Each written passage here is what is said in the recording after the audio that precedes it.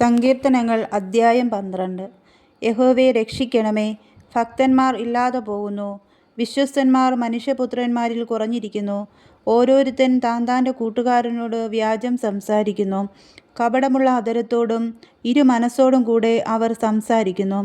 കപടമുള്ള അധരങ്ങളെയൊക്കെയും വമ്പ് പറയുന്ന നാവിനെയും യഹോവ ഛേദിച്ചു കളയും.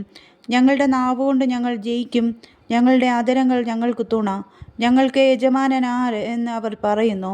എളിയവരുടെ പീഡയും ദരിദ്രന്മാരുടെ ദീർഘശ്വാസവും നിമിത്തം ഇപ്പോൾ ഞാൻ എഴുന്നേൽക്കും. രക്ഷയ്ക്കായി കാംക്ഷിക്കുന്നവനെ ഞാൻ അതിലാക്കും എന്ന് യഹോവ അരുളിച്ചെയ്യുന്നു.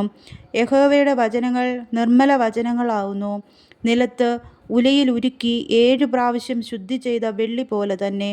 യഹോവേ, നീ അവരെ കാത്തുകൊള്ളും, ഈ തലമുറയിൽ നിന്ന് നീ അവരെ എന്നും സൂക്ഷിക്കും.